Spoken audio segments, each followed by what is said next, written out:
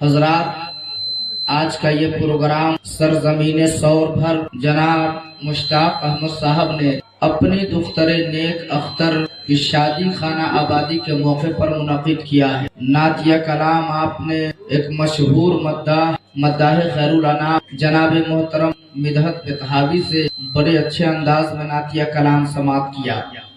الجامعۃ النوریہ بدر الاسلام کے ایک اچھے نایاب مدرس حضرت علامہ مولانا عبدالقیوم صاحب قبلہ سے آپ نے اچھی تقریر سماعت۔ خوشی اور سعادت اس بات سے ہے کہ ہمارے سرزمین بیتہا سے بھی بہت سارے حضرات سامعین کی غرض سے تشریف لے آئے اور الحمدللہ اپنے گاؤں کے جتنے لوگ ہیں وہ بھی تقریباً حاضر ہیں۔ بہرحال اللہ رب العزت اس محفل کو اپنی بارگاہ میں قبول فرمائے، اور جس بچی کی شادی ہو رہی ہے مولا اس میں بے پناہ برکتیں عطا فرمائے۔ اللہ نے مرد کو عورت پر حاکم بنایا۔ حاکم کا مطلب کیا ہوتا ہے؟ حکومت کرنے والا۔ حکومت کرنے والا اگر صحیح ہے تو انشاءاللہ سب کچھ صحیح رہے گا۔ آپ اندازہ لگائیں، اگر کوئی اپنے دیش کا اگر وزیر اعلیٰ ہے، اگر حقیقت میں وہ صحیح تعلیم کر رہا ہے، صحیح رہبری کر رہا ہے، حکومت کر رہا ہے، تو پورا دیش امن و چین کے ساتھ زندگی گزارتا ہے۔ وہی حاکم جب شرارت پر اتر جاتا ہے تو پھر پورے دیش کا ماحول خراب کر کے رکھ دیتا ہے۔ اگر کسی راج کا مکھ منتری اگر صحیح ہے تو سمجھ لے کہ وہ راج بڑا اطمینان و سکون کے ساتھ چلتا ہے۔ وہ صوبہ بڑے ہی محبت اور اخوت کے ساتھ چلتا ہے، سب بھائی چارگی کے ساتھ زندگی گزارتے ہیں۔ جہاں اگر شرپسند لوگوں کی حکومت ہو گئی جس راج میں، تو پھر وہ راج بربادی کے دہانے پر پہنچ جاتا ہے۔ یہی حال ہے حضرات، ایک مرد حکومت کرتا ہے عورت پر۔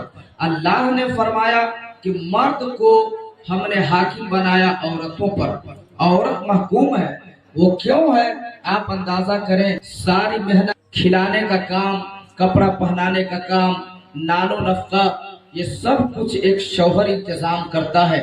اللہ نے اس کو اس وجہ سے بھی اونچا مقام عطا فرمایا ہے۔ اور بھی بہت ساری خوبیاں ہیں جس بنا پر اللہ نے مرد کو عورت پر حاکم بنایا۔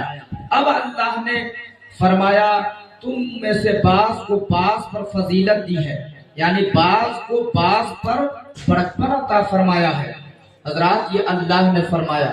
پھر اللہ نے فرمایا کہ یہ عورتیں تمہارے مالوں کی حفاظت کرتی ہے، تمہارے گھر کی حفاظت کرتی ہے، گھر کی حفاظت کرنے والی ہوتی ہے۔ حضرات، ان عورتوں پر ظلم کرنے سے منع کیا گیا۔ اللہ نے ظلم بھی کرنے کا حکم نہیں فرمایا۔ ہاں، اگر عورتوں کے بارے میں یہ آیا کہ اگر وہ حد سے زیادہ بڑھنے لگے تو اس کو سرزنش کی جا سکتی ہے۔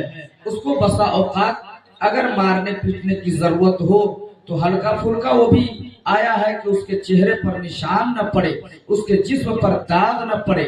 لیکن اگر کبھی آپ اپنے دور کے حالات کو دیکھیں گے، بعض ایسے لوگ ہیں جس کو نہ تو دین سے معلومات ہے، نہ قرآن کی معلومات ہے، نہ احادیث کی معلومات ہے، اس قدر مارتے ہیں جیسے گدھا اور بیل کو پیٹا جاتا ہو، اپنی بیوی کی کوئی حیثیت نہیں رکھتے۔ بلکہ اللہ نے دوسرے مقام پر ارشاد فرمایا کہ تم اپنے بیوی کے ساتھ حسن سلوک سے پیش آؤ، اس کے ساتھ نرمی سے پیش آؤ۔ اللہ اکبر۔ اللہ نے فرمایا وَعَاشِرُوهُنَّ بِالْمَعْرُوفِ، کہ تم اپنی عورتوں کے ساتھ حسن سلوک سے پیش آؤ۔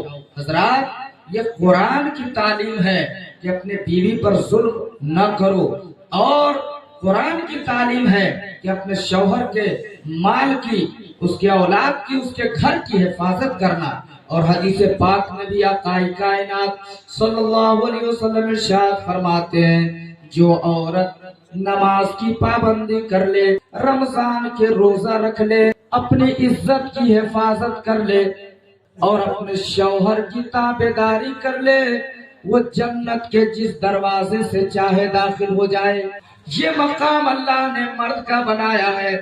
آپ نے علماء سے سنا ہوگا، ہمارے اور آپ کے آقا سرور کائنات صلی اللہ علیہ وسلم فرماتے ہیں اگر میں خدا کے سوا کسی کو سجدہ کرنے کا حکم دیتا تو سب سے پہلے عورتوں کو حکم یہ دیتا کہ تم اپنے شوہر کا سجدہ کرو۔ لیکن چونکہ دینی تعلیم نہیں رہنے کی وجہ سے عورتیں بھی اپنے شوہر کی قدر نہیں کرتی.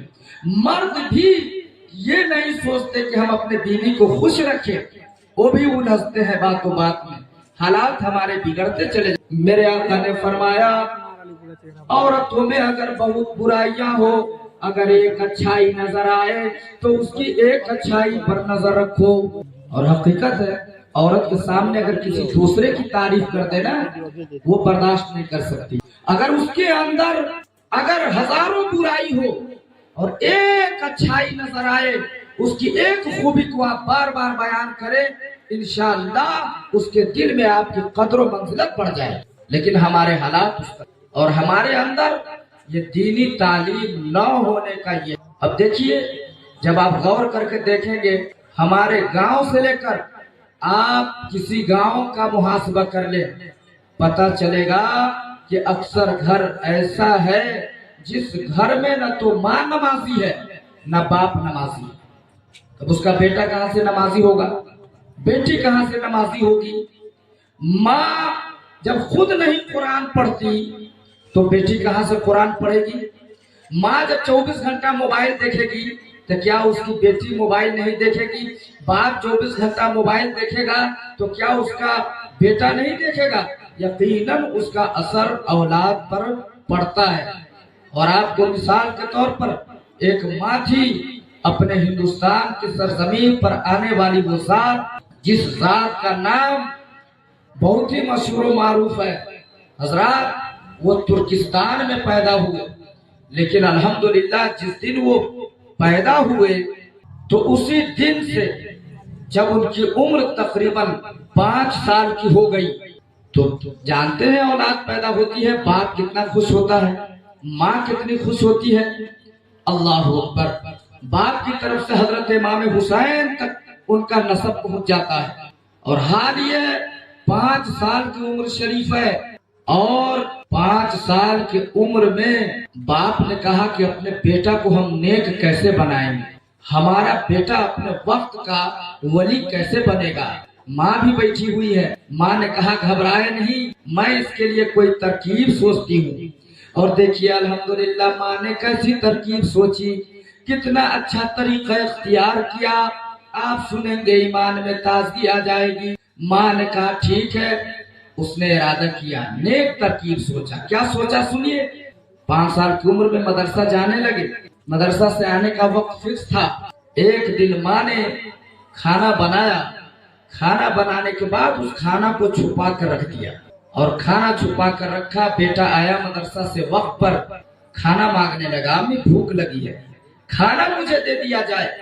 ماں نے کہا بیٹا کھانا ویسے نہیں ملتا، تم جانتے ہو کہ اللہ تعالیٰ ہمیں بھی اگر کھلاتا ہے تو کوئی اور نہیں، اللہ ہی ہمیں کھلاتا ہے.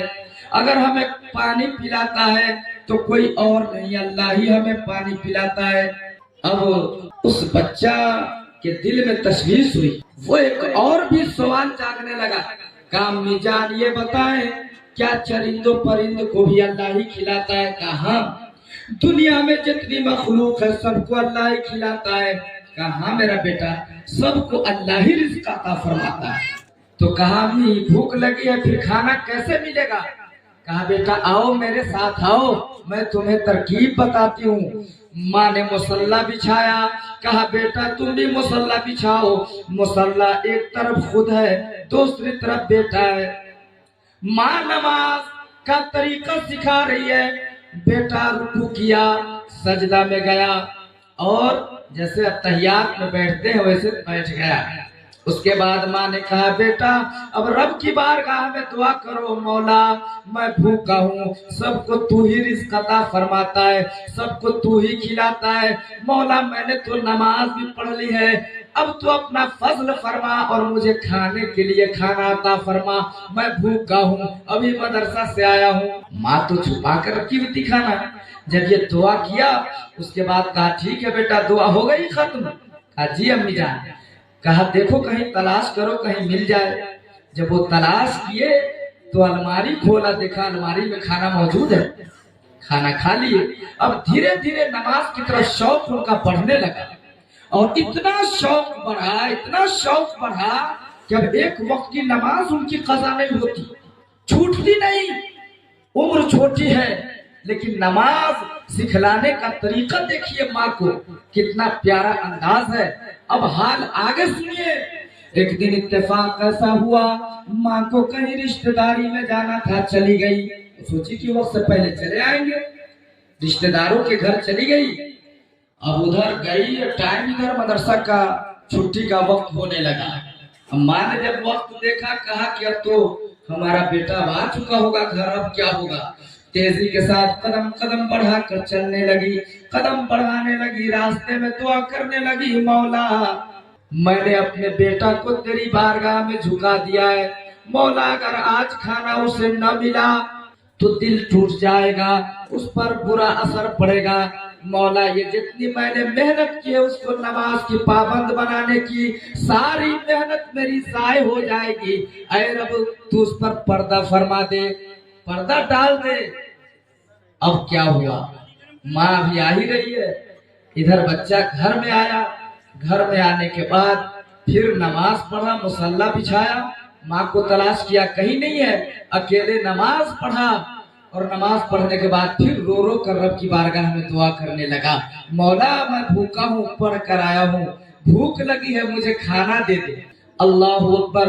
अब हाल क्या है जरा ईमान के साथ सुनिए, ईमान में ताजगी आ जाएगी। इधर वो बच्चा खाना तलाश करने लगा, देखता क्या है कि एक जगह रोटी पड़ी हुई है। अब रोटी उठाया और खा लिया, खाकर इत्मीनान से सो गया। माँ कदम बढ़ाती हुई तेजी के साथ आ रही है, दरवाजा खोली और दरवाजा खोलने के बाद देखा मेरा बेटा सोया हुआ है, खाना नहीं खाया होगा।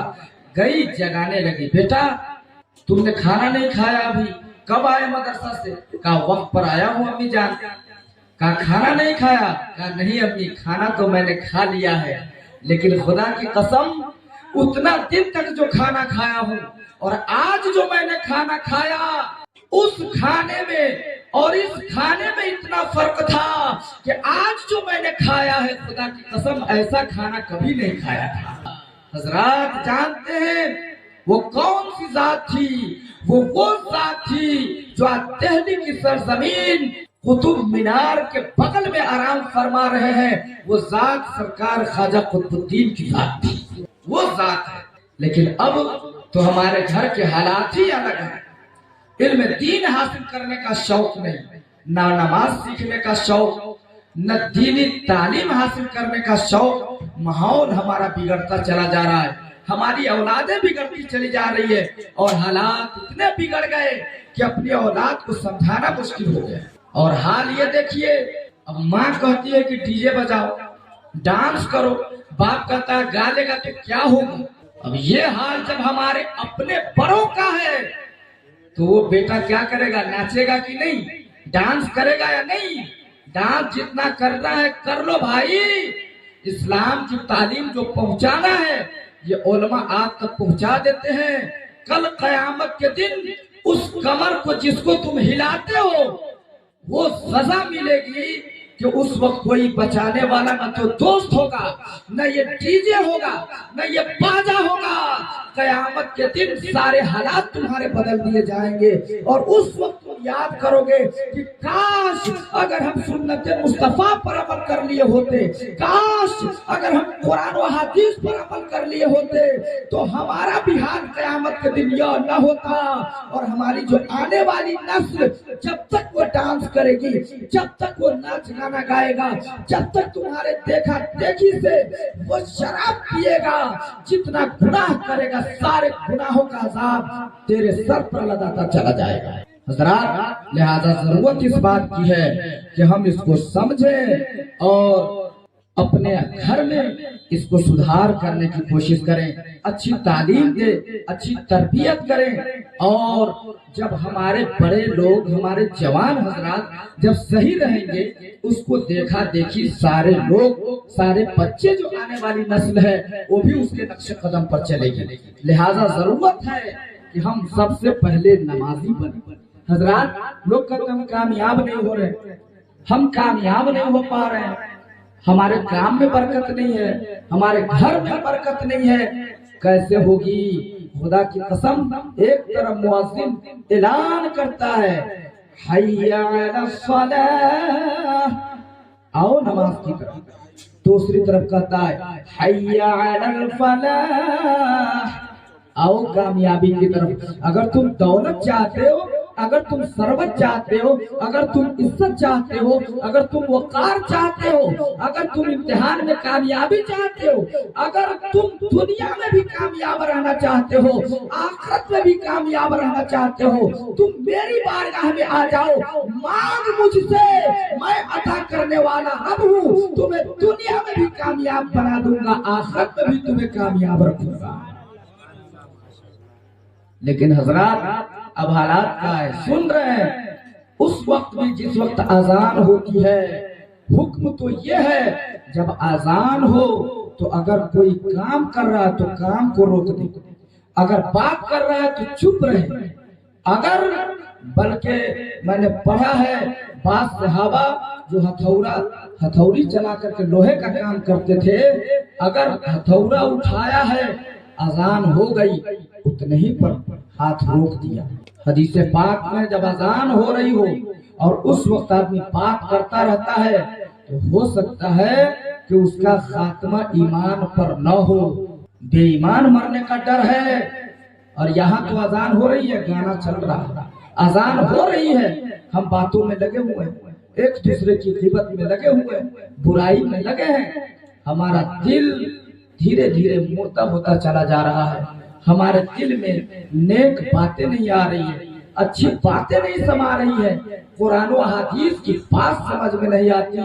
حضرات ہم سب دین کے مبلغ ہیں، اللہ نے ہر انسان کو ہر مسلمان کو ہر مسلمان کے لیے مبلغ بنایا۔ مبلغ کا مطلب تبلیغ کرنے والا۔ اگر ایک کے اندر برائی ہے تو دوسرا بھائی دوست اس برائی کو دور کرنے کی کوشش کرے۔ اب تو حال یہ ہے کہ دوستی ایسے کے ساتھ ہوتی ہے جو برائی کی طرف لے جائے، اور اگر سیدھا سادھا بچہ ہے نا اس کو بھی کوشش کرتا ہے کہ اس کو بگاڑ دیا جائے، فلاں کا بیٹا کیسے صحیح رہے گا، ہم اس کو بگاڑ کر چھوڑیں گے، قسم کھا لیتا ہے کیسے وہ بگڑے، وہ بیٹا نہیں سمجھ پاتا ہے، اس کے بہکاوے میں آ کر وہ بھی اپنی دنیا آخرت برباد کرتا چلا جاتا ہے۔ لہذا حضرات ایک ایک باتیں ہمیں محفل میلاد سے یہ پیغام ہے کہ آپ وہ کام کریں جس سے اللہ بھی راضی ہو اور اللہ کا رسول بھی راضی ہو۔ انشاءاللہ اگر دنیا آخرت میں کامیابی چاہتے ہیں ہم اور آپ تو، اور میں یہ مت سوچئے کہ صرف آپ کو کہہ رہا ہوں، آپ میرے لیے بھی خصوصی دعا کریں، اللہ تعالیٰ پوری زندگی ہمیں اپنے حبیب کے نقش قدم پر چلائے، اگر ہمارے اندر کمی ہو اللہ اپنے فضل سے اس کو دور فرمائے اور نیک بنا کر رکھے۔ حضرات کی بیٹی کی شادی ہے، میں رب کی بارگاہ میں دعا کرتا ہوں، اے میرے مالک تو اپنے فضل سے غیب سے اس بچی کی شادی میں مدد فرما، اور جس گھر میں یہ بچی قدم رکھے مولا اس بچی کے قدم کی برکت سے اس گھر میں بھی برکتیں عطا فرما، اور ہمارے مشتاق بابو جو اپنی بیٹی کی شادی کر رہے ہیں مولا ان کے رزق میں بھی برکتیں عطا فرما۔ میں نے قرآن مقدس کی آیتیں پڑھی، الرجال قوامون علی النساء، کہ اللہ نے مرد کو عورت پر حاکم بنایا ہے۔ اللہ تعالیٰ ہم سب کو اپنے نقش قدم پر، اپنے محبوب کے نقش قدم پر چلنے والا بنا۔